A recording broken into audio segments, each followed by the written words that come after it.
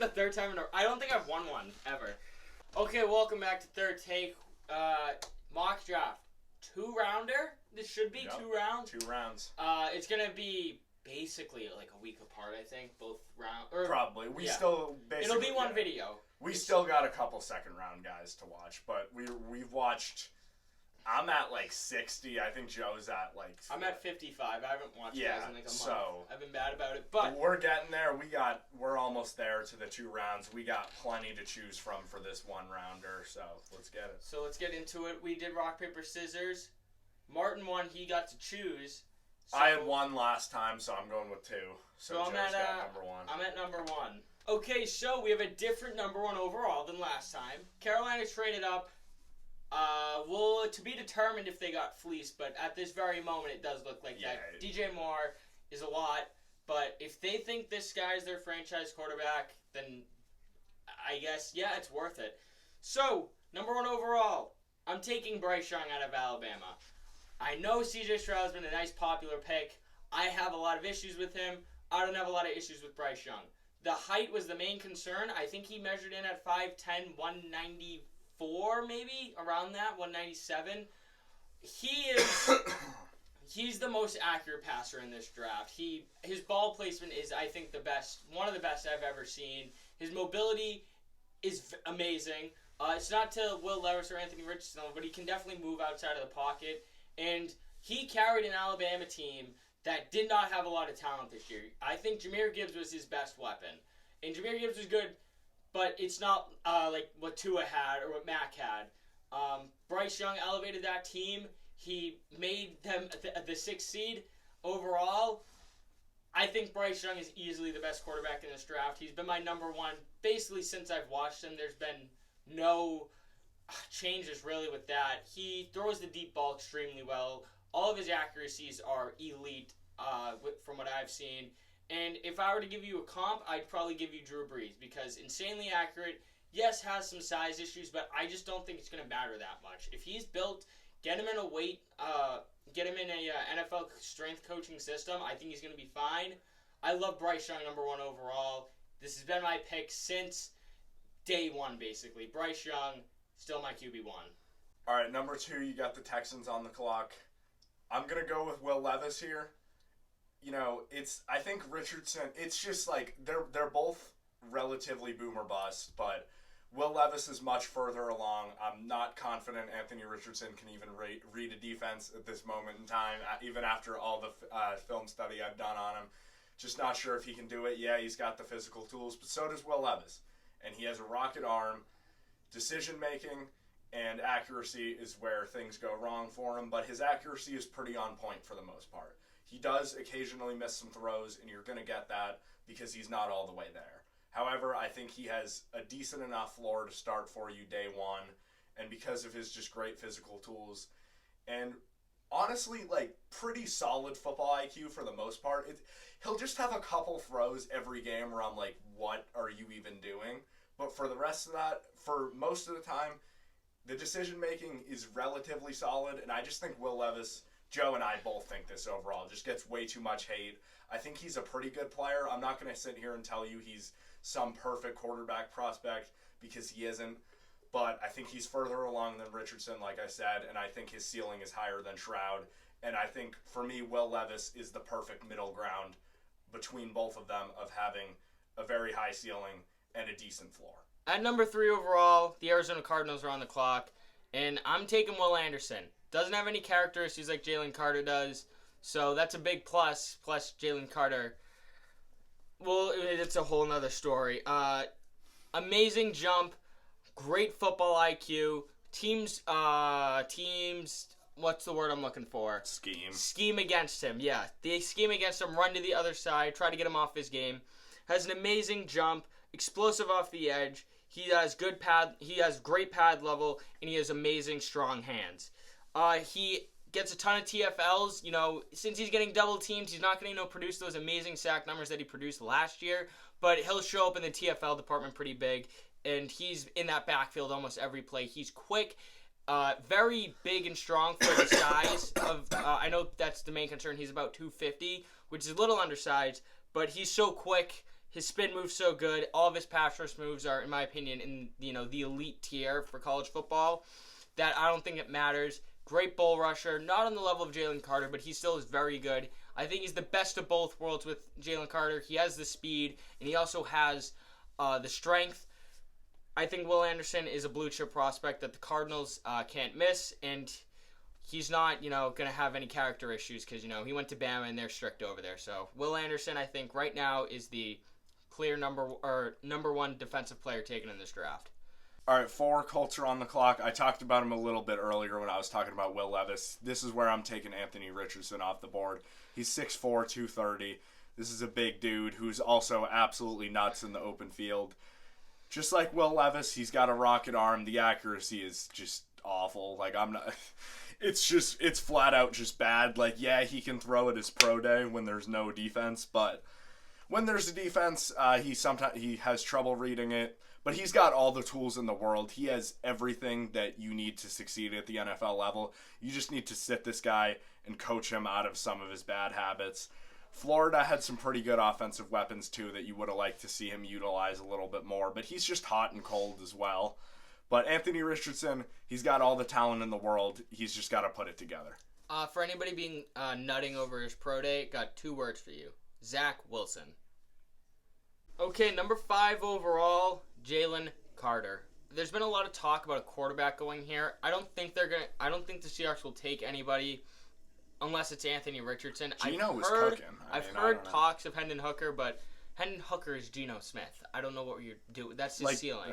If Anthony Richardson is here, I get it, but he's not. Jalen Carter is, though.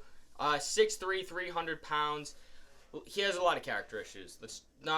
He has his own stuff going on. We can just say not a good guy. He's not a good guy. And listen, there was an ESPN guy who, called that, and everyone was like, oh. And then now it's coming true. His jump is awful. It's really bad. That's the one thing that really stood out to me. He doesn't get that many sacks, but he does get a lot of pressures. He's mostly in a 3 tech. He's great in the run defense. He will clog up holes, which Seattle needs badly. They could have taken an edge here. I don't think there's any good enough to take here, though. Maybe Tyree Wilson. But he pushes the pass rush and he wins. If he gets one-on-one, it's over for the guard. You're not going to stop him.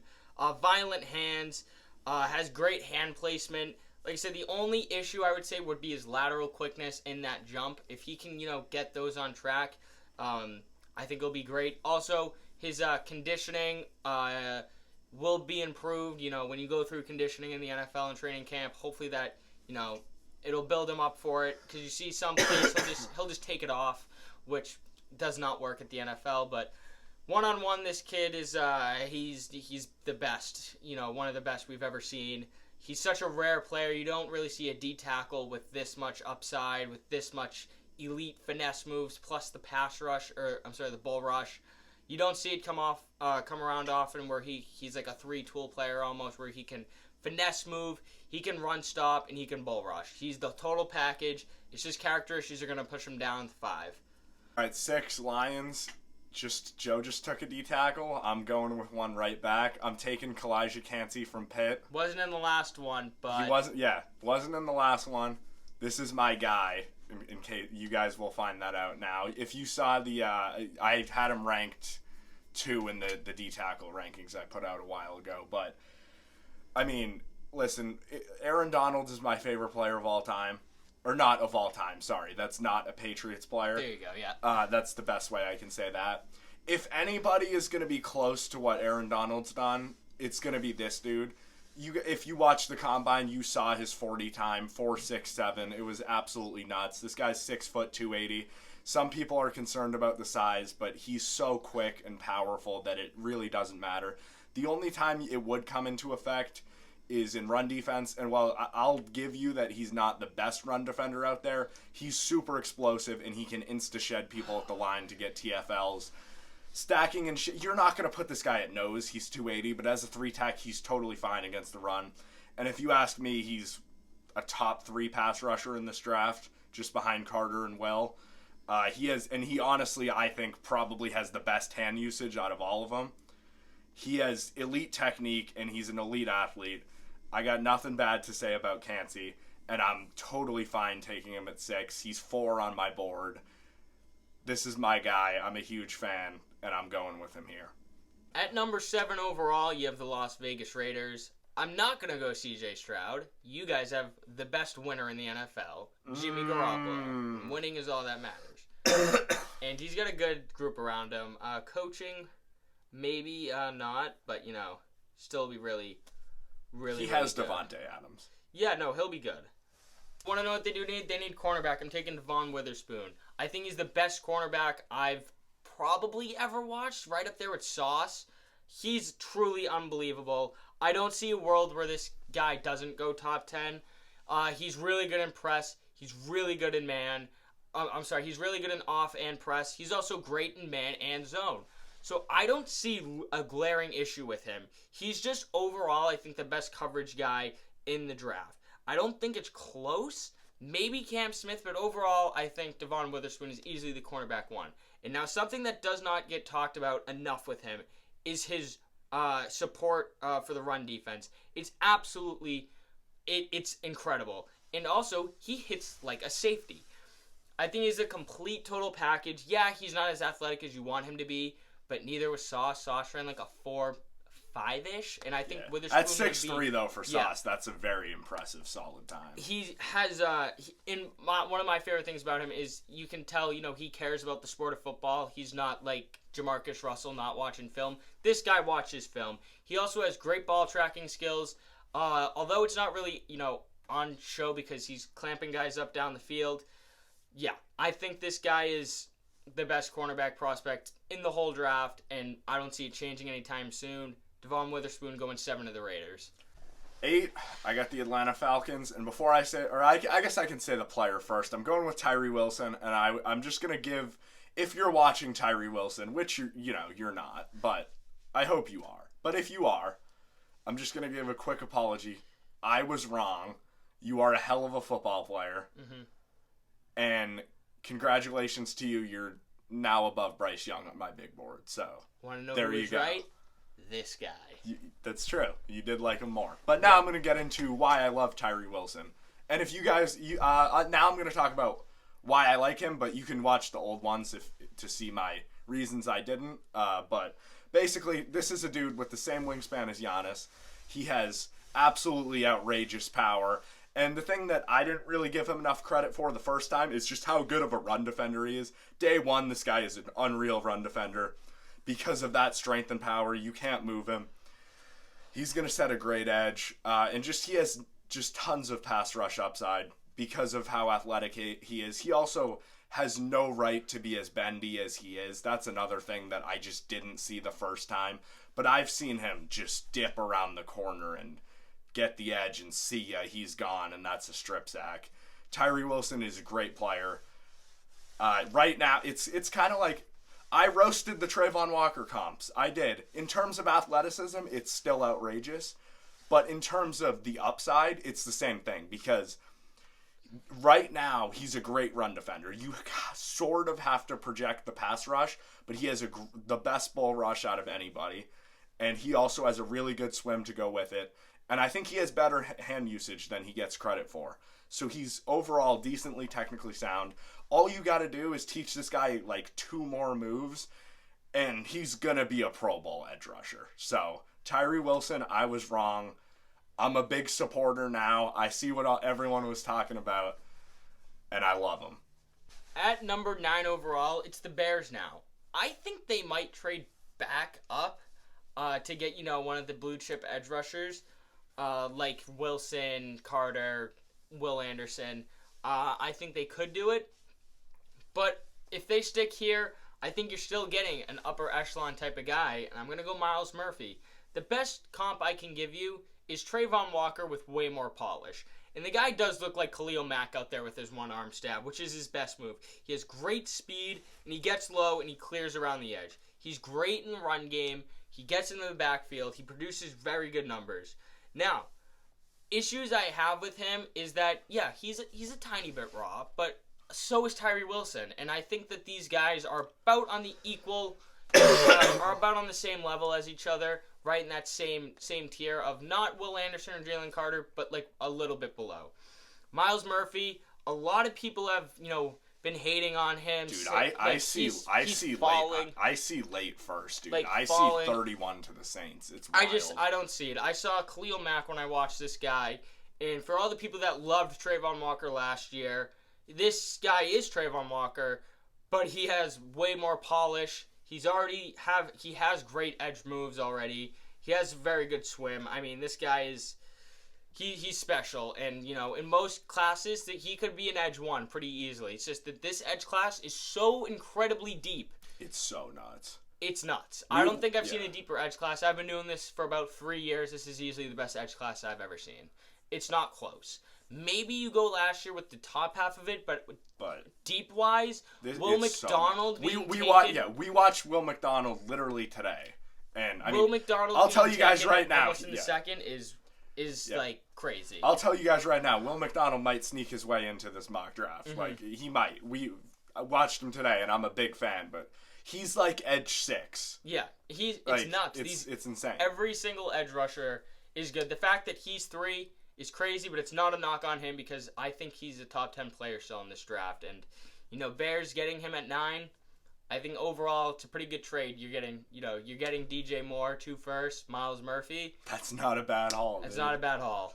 All right, 10 Eagles. This pick literally hasn't changed, and we're still gonna get made fun of for it. 3 for 3, baby. All right. Okay. Before anyone comments, they signed Rashad Penny. I don't care. He's going to be injured after 4 games anyways. It's fine. Seahawks drafted Ken Walker in the 2nd. It's true. And I'm drafting one in the 1st, and I'm going with Bijan at 10. He's like, I don't know if people, I still don't think people understand how good at football Bijan Robinson is. He is number 2 on my board out of all players, just behind Jalen Carter, and I flipped that. Honestly, I kind of just wanted a different opinion from you because you have him at 1, right? Yes. Yeah. I have him at 1 on my big board. He's the best. I think, neglecting position here, he's the best football player in this draft. I don't think I agree with that. It's obvious. Yeah. So he's 6 foot 220. He has. He's got pretty good speed. The long speed isn't crazy, but it's definitely good enough. But this is a dude that basically makes the first person miss every time, has ridiculous vision, can run you over like he's 2014 LeGarrette Blount. Like, he's so good. And also, great receiver too. And you want to see me block Will Anderson one-on-one in pass pro? Sure, do it 3 times. 3 times. Like, he's so good. Like, that's all I have to say is Bijan Robinson is just an unreal player. And you watch him and you see just the patience of Le'Veon Bell, and then he hits the hole and he runs you over or makes you miss. He's insane. Listen, my comp for him is athleticism-wise, Saquon Barkley, break tackle ability of LeGarrette Blount. So, it sounds so stupid, but that's what it is. He's just a great player. Honestly, it's just sad that he plays running back. It's just sad that he plays running back because this guy, I'm gonna be depressed if he's not a first round pick because he's one of the best players in the draft, and it's not even close. But because of the position he plays, realistically, the earliest he probably goes is 19 to Tampa. I think earliest is here. Yeah. I don't know if Philly does it though. But I like to joke that he's not a 3-down back. He's a 4-down back. So you won't get to 4th down with him running the ball. Exactly. Though. That's the thing. But he can go for 4 downs, or if you're the Chiefs, a 5th down, an extra play. But I'm not salty. But he's amazing. I don't see a better running back prospect probably ever. Yeah. Because we weren't watching in 2018 with Saquon, so. At number 11, you have the Tennessee Titans. Listen, we were both big Malik Willis fans last year. It's true. I think we had him going as high as... I put him at 9 to Seattle in the mock. I did do that. Yeah. He doesn't know how to throw a football. I saw that I genuinely, in that Kansas City game, wanted to bleach my eyes at the play that I saw. Watching Derrick Henry was fun. That's about it. But he might be gone now. And, if it's time to start a complete rebuild... Just draft Bijan, you'll be fine. There you go. You got to get a good quarterback. You're not getting one here, but, whatever. Whatever. I'm taking C.J. Stroud here. That was a good one. Listen, he has a good arm, not a great arm. I'd put Hooker's arm over his. Ooh. So, easily. I'd easily put Hooker. He does actually. Hooker's arm is a really good arm. That wasn't actually that bad. Stroud is easily the worst arm in this draft out of the guys who could go in the first round. He has ideal size. He doesn't really have amazing upside, but it's safe. I mean, Tennessee loves their safe quarterbacks. Look at Ryan Tannehill. That's true. Honestly, he's probably going to be a light-skinned Ryan Tannehill, if we're going to be honest. Or maybe Kirk Cousins. But Kirk, I think, he's a little bit better than CJ is. At times he can play make. About 5 times in that that playoff game, I was like, yeah, that's a number 1 overall pick right there. But in his 2 years that he played, if I can pick out only 5 plays where he was really playmaking, there's a bit of an issue. A stat I love to bring up, in that playoff game... Which is the one that everyone likes to mention. Which is the one that everyone likes to bring up. I will admit, he had a great second half of that ball game. But guess what? He didn't win. So he could have played better. I thought you were going to go with, the receiver 5 yards. I am going with that stat. Okay, yeah. In the first half, he threw 17 passes. 16 of those were to a receiver that was open by 5 or more yards. That is ridiculous. He has 2 first-round tackles that could be the top 2 tackles in this draft. He has Marvin Harrison, the best wide receiver in football. JSN, who's our wide receiver too, and is a lot of people wide receivers ones. And then Nagata, who is going to be a first-round pick whenever he gets drafted. I'm not sure when he goes. Listen, this guy has 10 seconds in the pocket. The best thing I can say, he has a very limited ceiling. And, everybody who talks about, Bryce Young, way higher ceiling. He is the safest quarterback prospect, but, listen, the NFL isn't about safety anymore. Look at Zach Wilson. Went, 13 picks ahead of Mac Jones. And Mac Jones is the most pro-ready quarterback. C.J. Stroud gives me Mac Jones syndrome, where the talent around him is just, you can't really judge it because he's, throwing to the best receiving core in college football.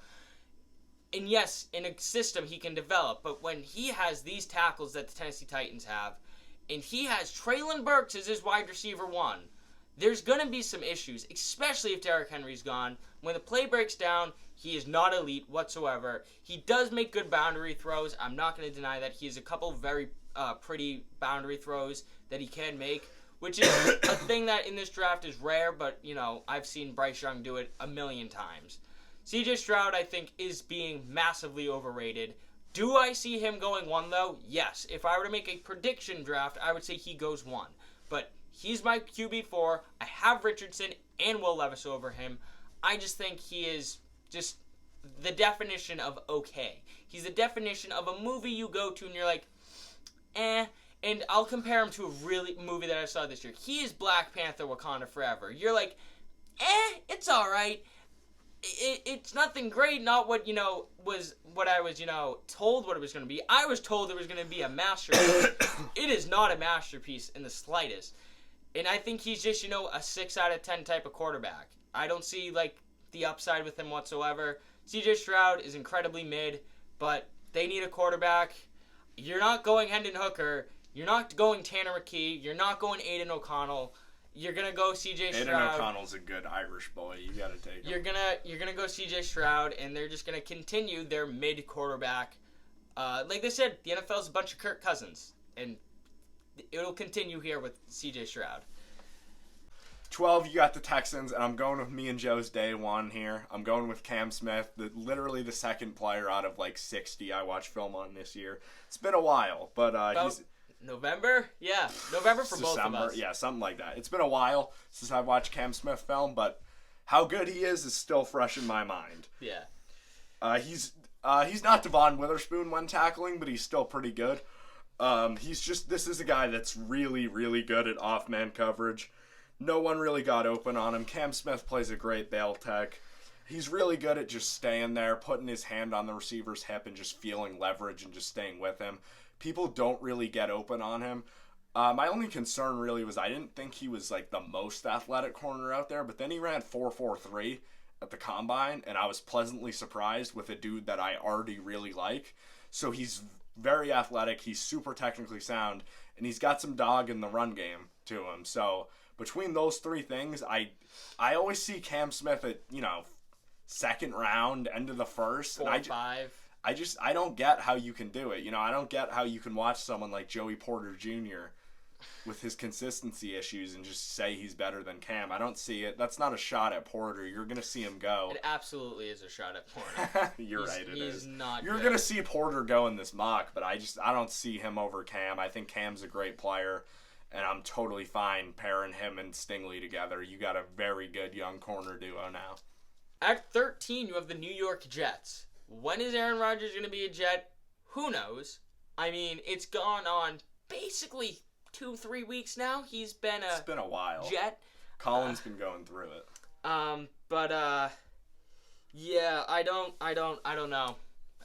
You guys need tackle desperately though. So, to protect Zach Wilson as a quarterback. Currently, that's who your guy is. Yeah, it's true.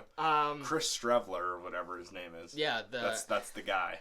I'm taking DeJuan Jones. He's 6'8" and has, the longest recorded wingspan at the Senior Bowl. History, yeah. So, yeah, he has great footwork, quick feet, like I said, really long arms, and, pushes the guy, he washes the guys to the outside, which is really, really good. And the thing is, like, with Paris Johnson, he's average in the run game, but he's a good pass blocker.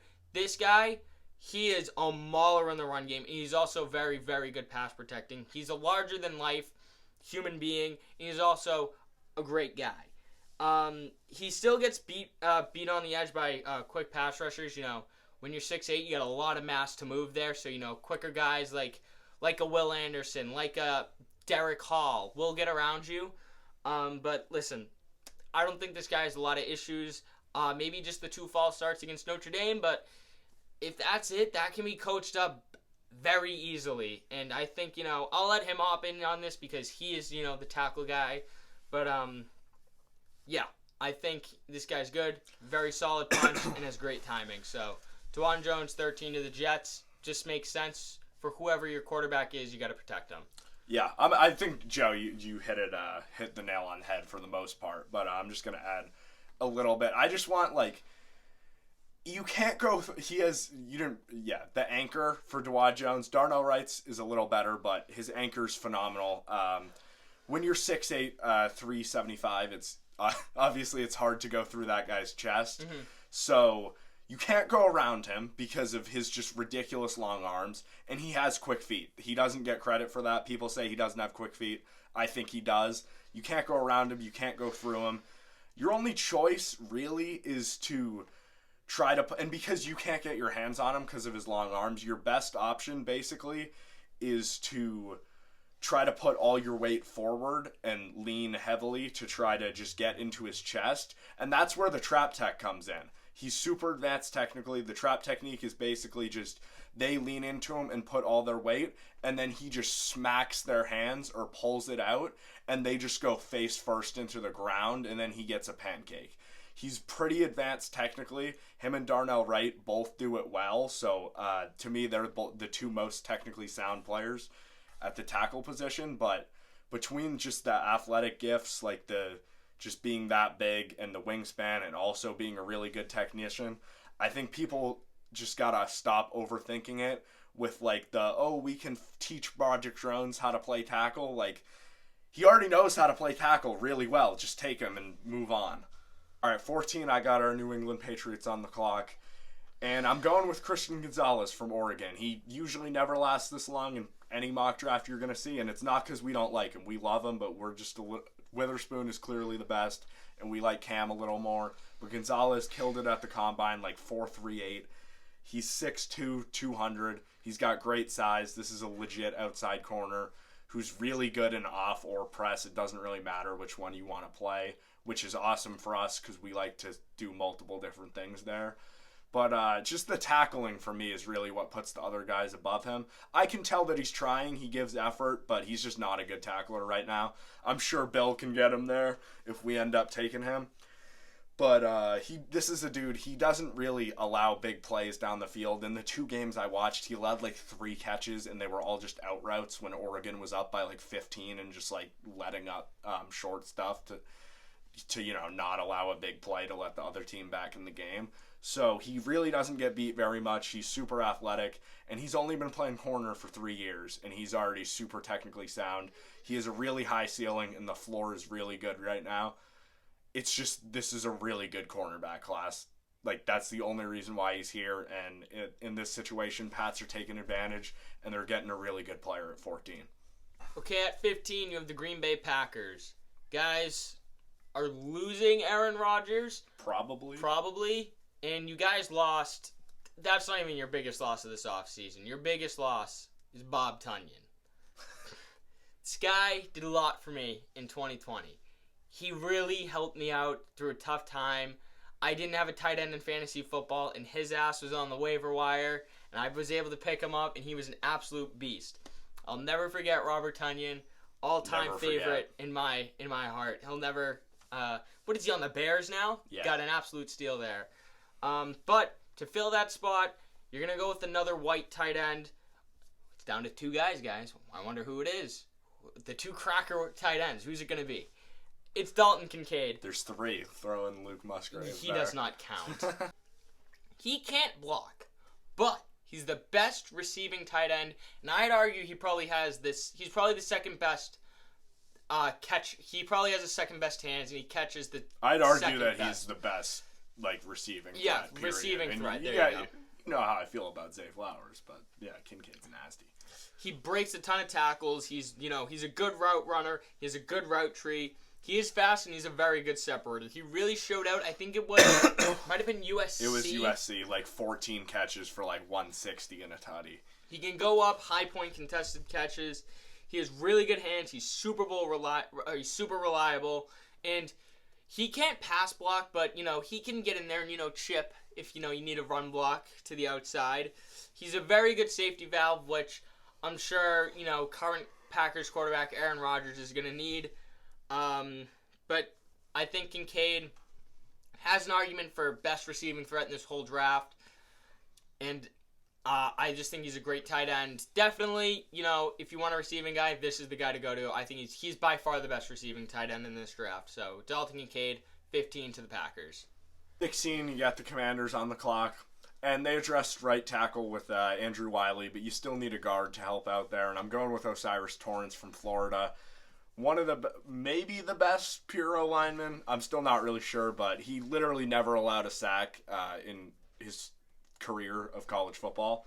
Pretty good. Anthony Richardson definitely helps you dodge a couple, but just with his elusive. But Torrance, he's a very powerful run blocker. You guys know how we feel about Jalen Carter. We think he's awesome. And this is not as a human being.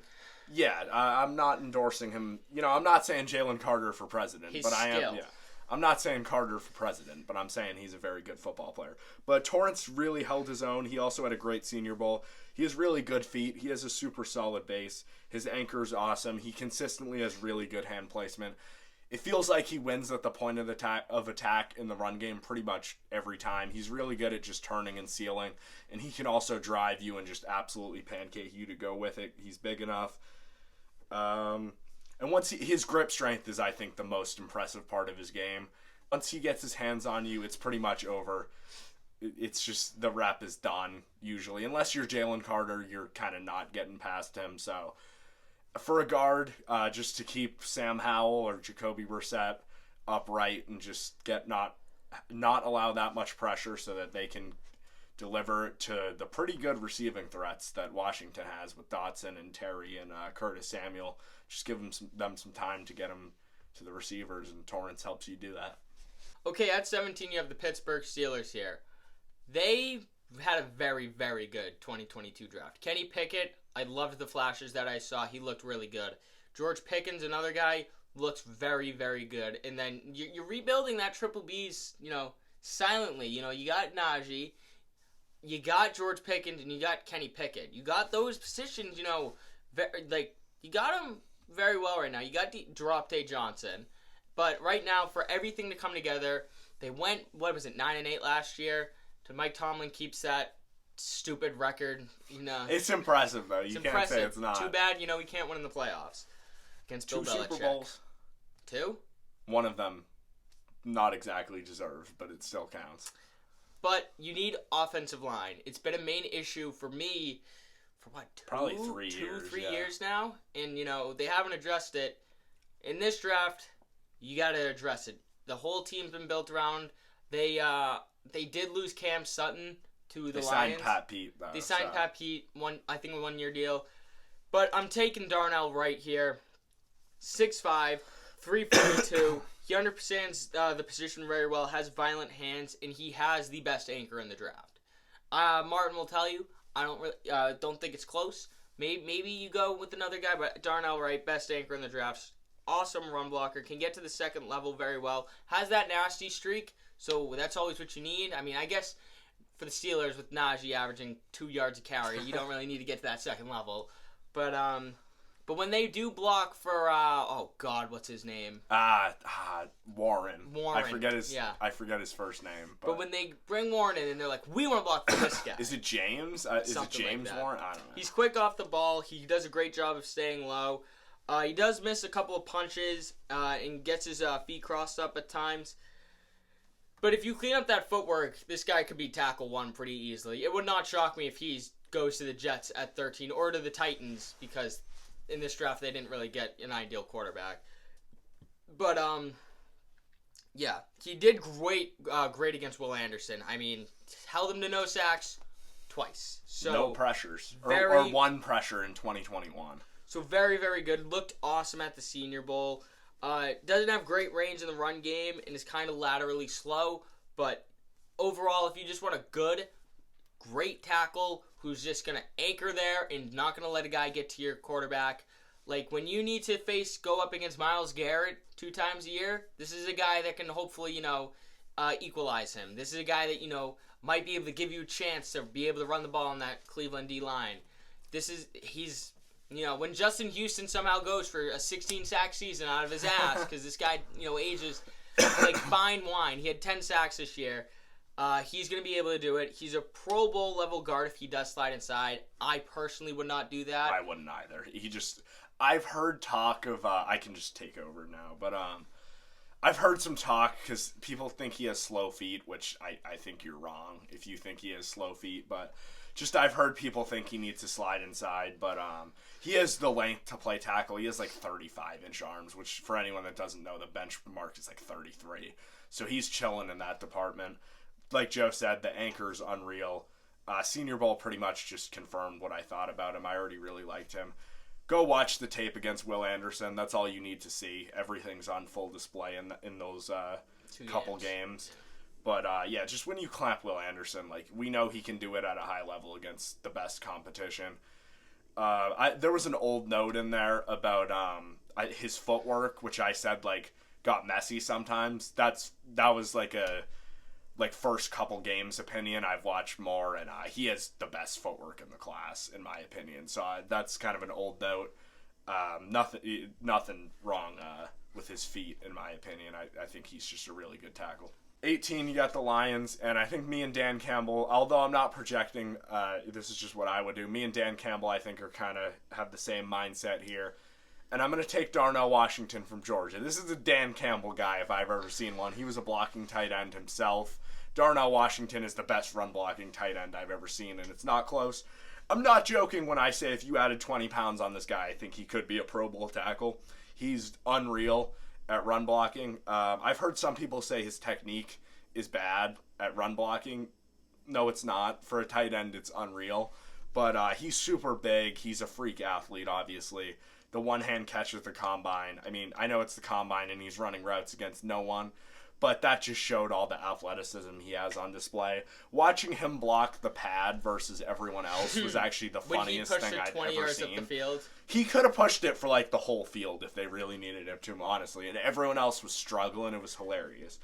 But you pretty much have 3 tackles out on the field with Darnell Washington. He's dominant at the catch point, as you would imagine, being that big. He's 6'8", 270. I don't know if I mentioned that.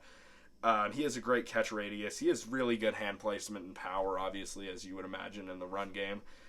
He can hurdle people. It's basically impossible for a DB to tackle him one-on-one.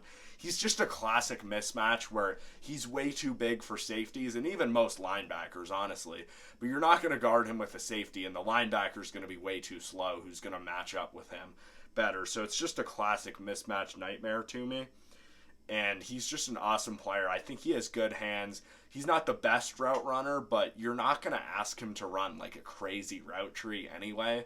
You know, you're just going to send him on short stuff to get him going after the catch, and then you're just going to send him on like seam routes and have him moss people. You know, I don't really think the route tree the lack of a great route tree is a big deal, because I think if you're sending Darnell Wright on, you know, like, or not Darnell Wright, Darnell Washington, but I think if you're sending him on like super crisp routes, you're using him wrong to begin with. Yeah, so, if you're trying to use him as a Dalton Kincaid, you're doing something wrong. Yeah, exactly. So I don't really think it matters, and I think he's an awesome player, and I'll gladly take him at 18. Okay, at 19 you have the Tampa Bay Buccaneers, and this guy, for me, has rose up my draft board substantially. He went from around an end of the first type of guy to into the mid-rounds. Now, where I see him projected going still is a tiny bit high, but I get it now. I do like this guy a lot. I'm going to take Brian Branch, safety out of Alabama. I was kind of thinking, honestly, I love him too now. I was kind of thinking, that was one of my 3 players. 6 foot, 194. He's a very good athlete, sound tackler, and is a great hitter. Doesn't really get pressure on blitzes, but I think he can. It's kind of just that you see the potential where it is, just got to put it together. I think he can do that very, very well. He did in that Texas game kind of look like a pussy, but in that second half he really started hitting, and I guess my clouded judgment from that first half, this is a guy that, you know, I had negative opinions on to start off, but I, you know, I've turned it around. It's my Tyree Wilson. Yeah, I've turned it around. Listen, he could genuinely play cornerback. He could play outside corner if you actually He's very wanted good, to. which is why I think this is a perfect pick for the Bucs, because they do need a second safety, but they also do need that corner depth, and I think this guy provides it very well. He's very good at man coverage and can erase tight ends and even slot receivers. Like I said, this guy can genuinely play cornerbacks. He can generally play up on wide receivers and tight ends very well. He mostly just played slot at Alabama, like the star role in Saban's defense. So, you want him at safety. Like, he's listed at DB for a reason. Like, he can play all of them. He's close to ball carries at all times. He gets in there. He's very aggressive. He plays well in the line of scrimmage, and he breaks very well. He has that little bail. And he's able to get that head back around, turning around and finding the ball. He's great at finding the ball. And then he's great in zone. And I didn't really see anybody get by him in zone. And like I said, he could play nickel. He could play genuinely outside corner. And then he could play safety, which he plays best. And more free safety than strong. But this guy has basically a total package, which I really like him here. And another thing I'll add, he has great ball skills and hands. I love this kid. I think he's going to do great. And could he rise up my board even more? Absolutely. But I really like Brian Branch, 19 here to Tampa Bay. 20, you got the Seahawks here. And I took him top 10 in the last mock draft, so he's fallen a little bit. But give me Zay Flowers from BC here. Oh, he's still here. He's still here. He's still on the board. I'm taking him here. This is both of our one. Number 1 receiver. I don't care about the size, guys. I'm just going to be honest. Like, I think he can play outside. In Seattle, he wouldn't have to. He'd just be the slot. Tyler Lockett's getting old, guys. He's getting up there. He's only like 29. Okay, but the age of regression in Madden is 30. So he's getting up there. It's true. But, but Zay will be your slot here, and he's going to be an electric slot. He's great after the catch. Pretty good run blocker as well, even though he's small, but just nuts after the catch. Legit 3-level route runner. 4.42. He wasn't as fast as I thought he was going to be, but he did put on a ton of muscle for the combine. So I think that he did. That I think could it was have about 14 pounds. Yeah, that could have slowed him down a little bit too. But 4.42 is still a really put on solid 14 pounds of muscle. Yeah. Still a really solid 40 time though. He was still the fastest out of the actually good receivers. He ran faster than Hyatt, or ran a little bit slower than Hyatt. Point like 0.02. So. But yeah, what I like the most about Zay is he's a 3-level route runner. And when I say that, I just mean like he works great in short and intermediate because of how good of a route runner he is. And also just how great he is after the catch. And obviously because of the speed, he's really good at going deep too. He high points the football really well, even though he's small. And like where the concerns come in are just the size, but you can't. It's a Devontae Smith situation to me, where teams try to press him and it just doesn't work because he's so quick and shifty. You can't get your hands on him at the line anyways, so it doesn't really matter that he's small. And like Joe said, he literally added 14 pounds of muscle. So he's like 185 now. That's not that small of a receiver. So love Zay. What was Smith 160? He was like 170. Yeah. Something so. Like that. But yeah, I mean, Zay still being here at 20, I mean, the Chargers would probably take him. We're not drafting for the Chargers. Yeah, but... we have our reasons why we don't like the Chargers. Okay, at number 21, you have the 27-0 Chokers. The LA Chargers need a new head coach. You're taking Kellen Moore, the guy who called the play up for Zeke to be center. I don't know how well that's going to go. But, this team needs running back. I don't think Gibbs is, he's not what Gibbs is also just, like, a worse Austin Eckler. That's what I was if you're going to draft Gibbs, you just should re-sign Eckler. Yeah. But who I'm taking here, I'm going to be taking Michael Mayer. You need a tight end. Gerald Everett had, I think, one of the worst drop rates in the NFL. It was really bad. Because I consistently hear my friend complain about it. And you just need another weapon for Herbert. That defense, I think, can be good. Should be good. On paper, it should be good, and hopefully they can fix it together after being together for a year and stuff, and will mesh well. But you need a guy who can block well, and who can block and receive well. This is your now I guess Hunter Henry replacement finally. But I think that Michael Mayer possesses basically Darnell Washington and Dalton Kincaid. He's the middle ground. He's a very good receiver, and he's also a very good blocker. It's why you get the Gronk comparisons. This guy, he breaks every tackle. His catch rate is nuts. It's insane. And like I said, the blocking is where the Gronk comparisons come in. He's a very good blocker. Played for Notre Dame. I'm pretty sure broke their touchdown record by a tight end. So he's a stud, puts up the stats, and he's also, like I said, he's a very, very good athlete. Overall, he is my tight end, my tight end too. I like him and Washington are about even for me, but I like the receiving threat more of Mayer. Overall, I think this can hopefully help that offense, and hopefully, Herbert can, throw for more than 25 touchdowns. But I think this will help the team overall very well. It will hopefully open up that run game more on the edge. And I think Mayer's just a great pick here. Great size, great speed for his size. Michael Mayer, gonna be a beast forever, whatever team he goes to. It's just the Gronk comparisons are a little egregious. Okay, at 22, you got the Ravens on the clock, and I'm gonna take Keon White from Georgia Tech here. I know you guys probably want JSN, but I'm going with Keon White. I'll take him, guys. Don't worry. Yeah, you will. That's true. But I'm a big Keon White guy. I think just when you combine, he's a freak athlete, and he also, I think, is better technically than he gets credit for. But he has crazy power.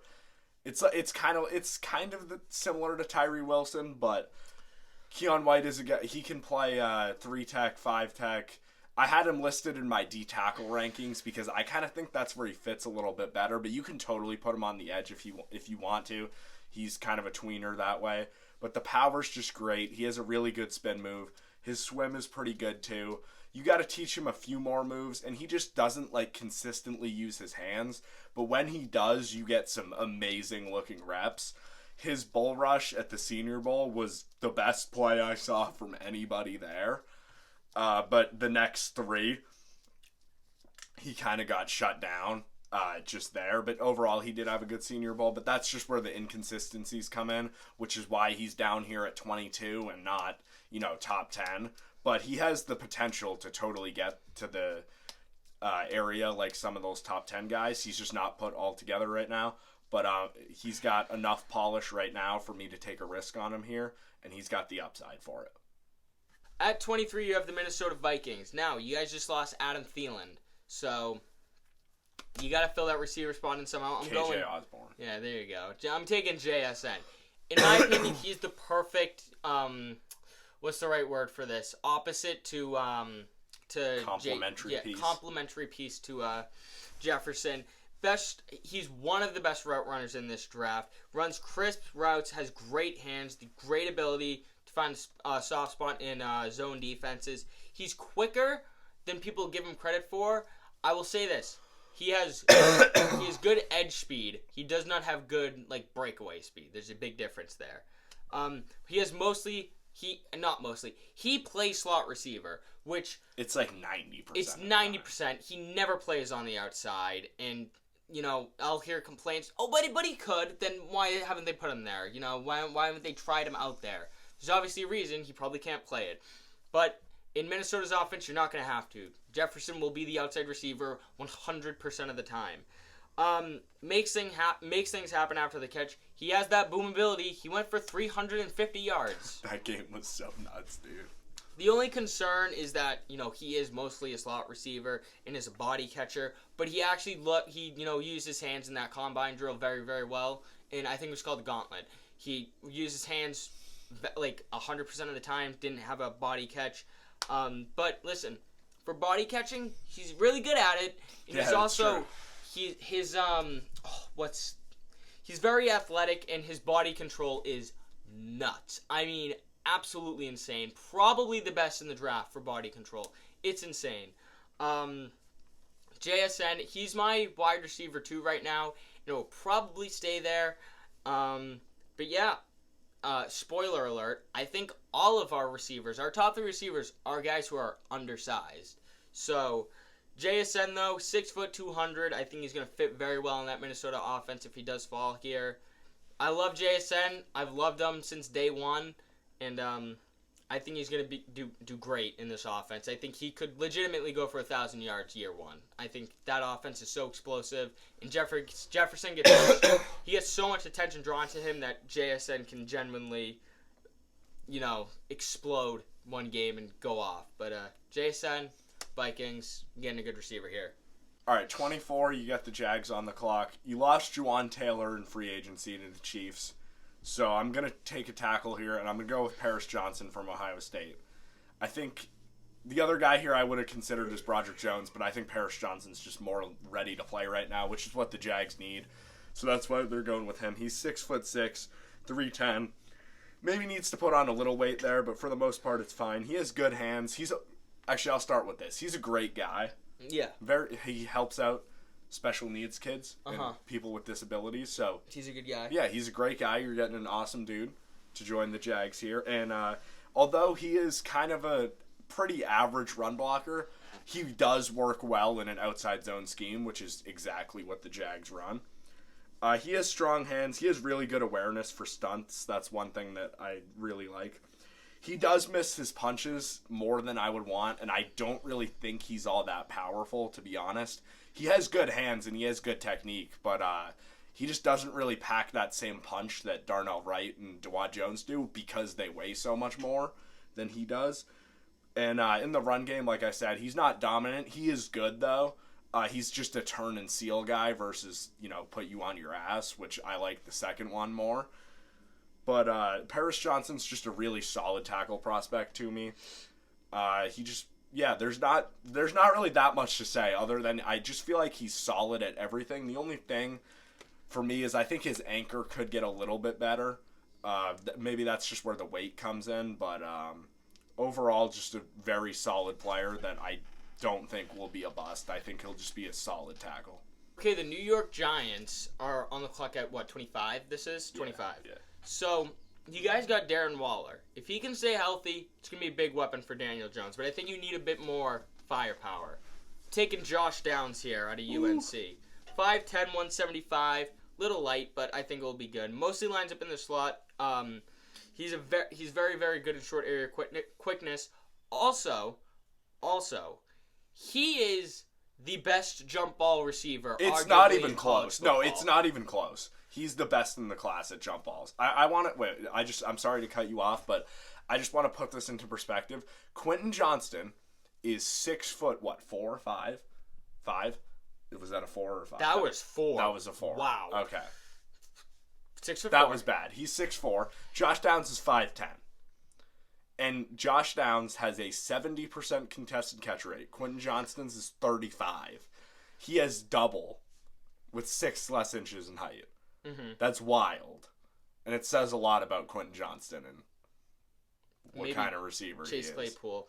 But he's also a great route runner. Very, very quick feet is what I saw. He's very good at route running. And, you know, he can separate. These smaller guys are coming out in this draft.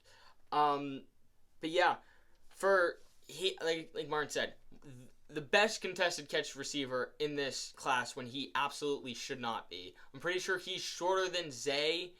They're both Downs. 5. No, they're both 5'10". He's on that level, Yeah. and you know, for him to be that good at that height is amazing. And I think Josh Downs, I think he's just. I think he's right now. I think Johnston is more of a bust, probably, or has the higher possibility. I think of being Josh a bust. Downs is just going to be a really good I think player. Downs is just going to be a good, consistent receiver who's going to go up and get the ball. I mean, I would compare it to like Tyreek Hill. Not comparing him to Tyreek Hill, but that jump ball ability. Like Tyreek Hill's 5'10". He has no right to be able to jump up and moss kids, but he's able to do it. So Josh Downs here, elite route runner. He's also elite jump ball receiver. And the Giants are getting another weapon here, and hopefully this doesn't turn into a Kadarius Toney situation. All right, Cowboys are on the clock here, and I'm just going to make this pass rush absolutely stupid. That's the goal here. And I'm going to go with Felix Anudike-Uzomah from K-State. He's 6'4", 254. He looks a lot bigger than that, though, on film. That's what I was saying. You were like, I was like, no, this guy looks like he's 6'7". You're like, no, I know. And then I Googled his height. And you're like, you're fucking high. No shot. And I was like, sorry. He just looks like a massive human being. Yeah, no, he looks big, dude. And he's got a really good bull rush. His technique is awesome. He has crazy power. He also has really good bend to pair with it. His cross chop and swim are lethal. And you guys haven't heard me mention cross chops for pretty much any pass rusher. We didn't talk about it for Will Anderson. He can do it. But that's because cross chop is a pretty advanced move. It's a lot harder than most of the other stuff. And the fact that he can do it very well says a lot about how good of a player he is and how technically sound he is. He does a really good job batting away people's hands. They're going to be teammates now, but the way he bats away people's hands just screams DeMarcus Lawrence to me. Just, like, D-Law, that's his thing. Like, he'll just rush and, like, he'll just time it up, just hands, see ya, dip under, he's gone. That's exactly what Felix does. And I'm not trying to get him to replace D-Law, even though he is getting a little older, but you just get this guy in the building and have him learn under the guy who's exactly like him, I think is a pretty good strategy.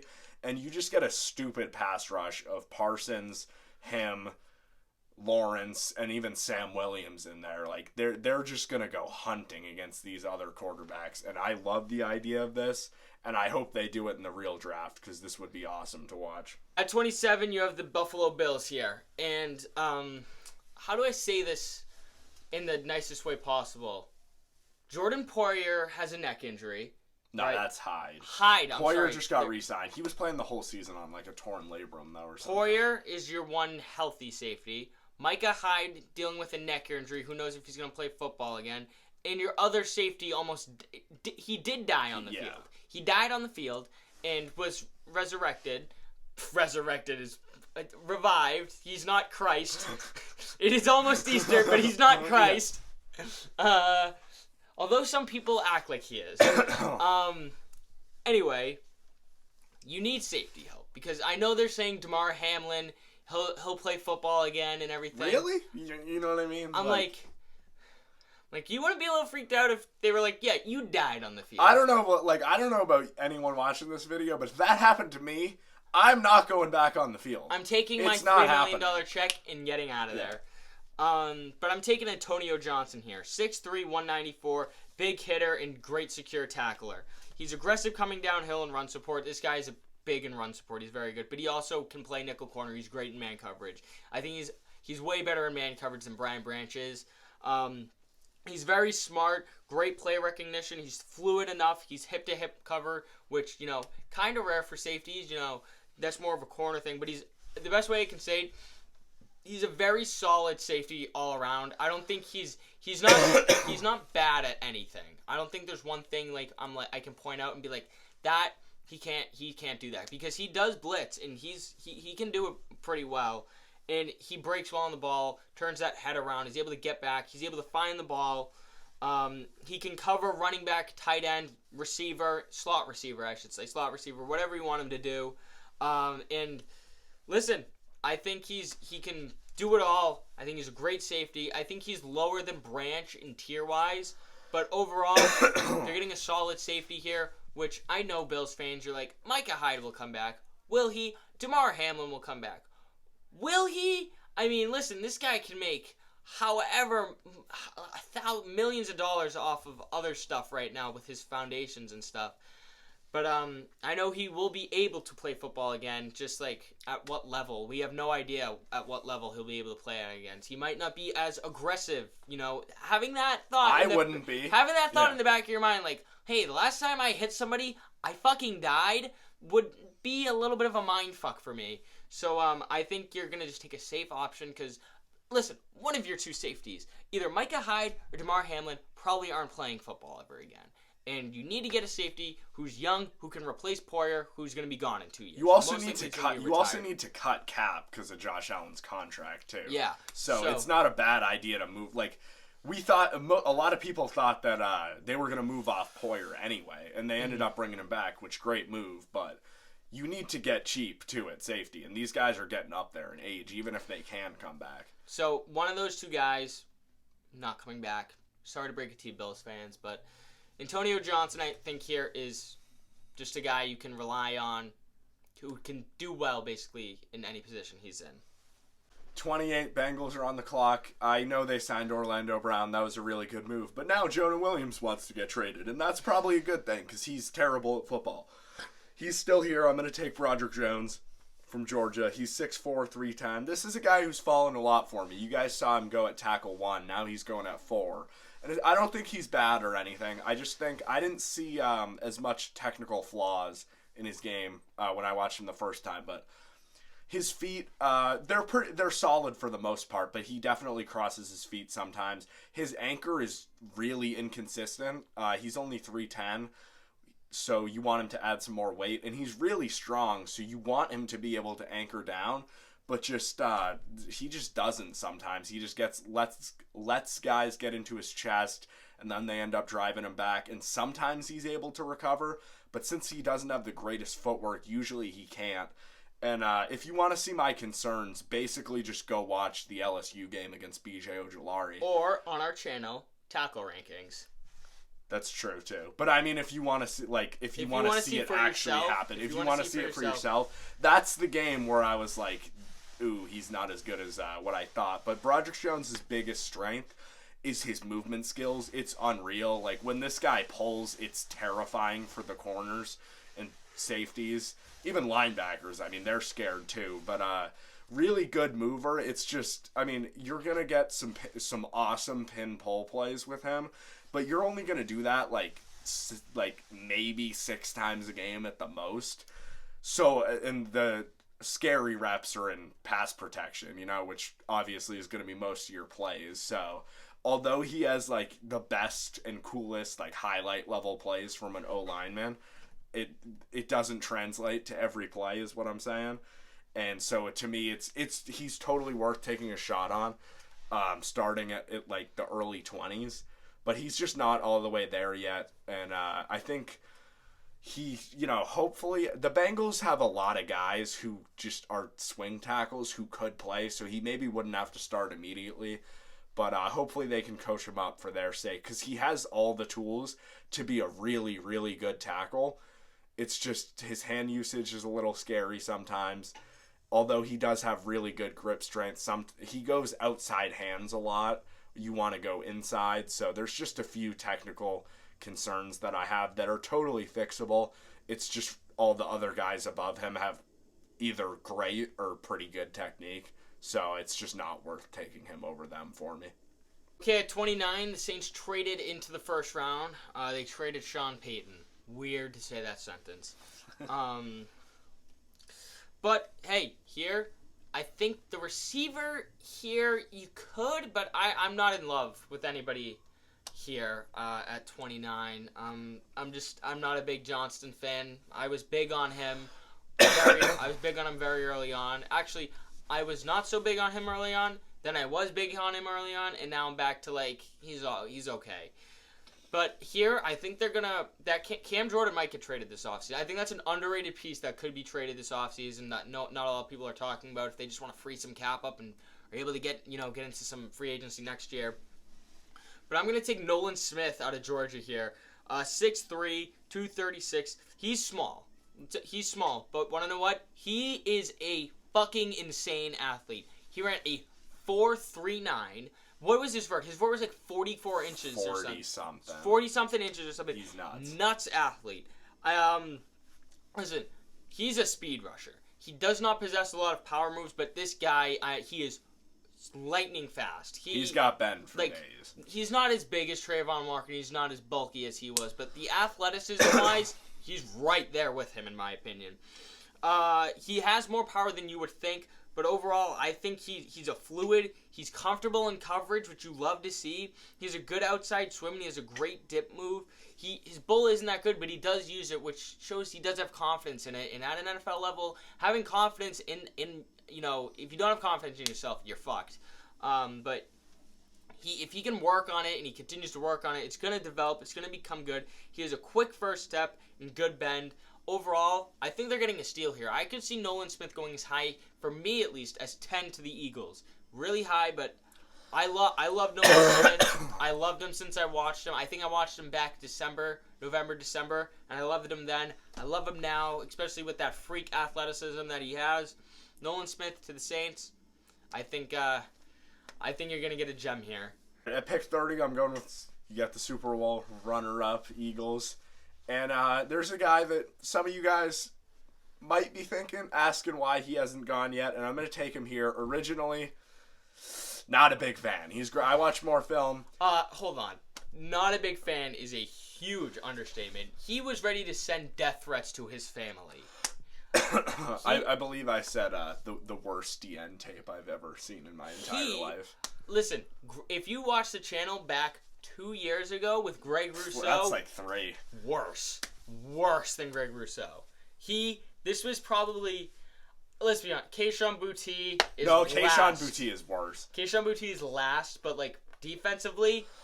Trenton Simpson I hate way more. Well, now you do, but originally. No, originally I still hated Simpson. Really? Yeah, no, I love Simpson. I love how he ran through defenses and was a great human being. Yeah, that Simpson's cool, not this He's one cool. in this draft. All right, but yeah, so I'm taking Lucas Van Ness from Iowa. Dude, he's absolutely jacked. That's one thing that's cool. But he's 6'5", 272. This was where my main concern came in. Well, one of the main concerns. He's never started a game at Iowa, which is pretty sad to actually think about. But he did still play the most snaps out of anyone on that front, which I actually did not realize when I said all that stuff. Mm-hmm. But well, he actually didn't say all that stuff because he did. I didn't say it on camera. I just said it to Joe. So, but he doesn't really set a consistent edge, which you hate to see. But I'll start with the positives. He's a freak athlete. He's Anthony Richardson as a DM. I wasn't sure. The athleticism, I thought he was really good, but I wasn't sure how much of a freak. Then I watched the combine. Yeah, it's wild. He ran the same 40 time as Trayvon Walker at the same weight. He's really good. That's pretty good. He has stupid power. It's insane. The reps that you see him win with power, the best way I can put it is he's like a pitcher that only has one pitch. You know what I mean? He's like Jacob deGrom if he only threw a slider. Yeah, it's like you only have a sinker, like a power pitch. It moves and it's a great pitch, but that's all you got. With Van Ness, you know exactly what's coming every single time. But it's hard. Can you stop it? Sometimes you can, but the times you can't, he'll blow shit up in the backfield. He'll have some absolutely nuts plays where he just super powerful, just runs straight into the tackle, long arm, swims over, see ya, sack. He has some unreal plays, but there's a lot of plays of him just not being disciplined in the run game, just kind of whiffing tackles. He's a hustler, but he does whiff tackles. He doesn't have pass rush moves. All he has is like just a bull rush and like sort of a swim. I've seen a couple really good long arms, but it's not consistent whatsoever. He got absolutely owned by Dawad Jones and Paris Johnson against Ohio State. He's inconsistent against the run, like I said. He's super explosive, and one thing I do love is he has really good pad level. Even though he's 6'5", he's always low, which is exactly what you want when you're that powerful. You want to be low and be able to get under their chest, and his hand placement is also really good. That's something you don't have to teach him, which is helpful. You just got to teach him some pass rush moves. That's pretty much it, and how to be. You have to you got to teach him how to play run defense too, discipline-wise. There's some reps where he can do it. It's like Anthony Richardson. It's the same thing like Joe was saying. There's reps where you see him do it. There's a lot where you see him don't. And I'm going to meet in the middle here and say late first round. His ceiling is nuts. The floor isn't awful because it would just be a rotational pass rusher, but as a first round pick, obviously that's a bust. Listen, we know there's a lot of guys that, probably are going to go higher. I mentioned Stroud earlier. He probably most likely will go 1.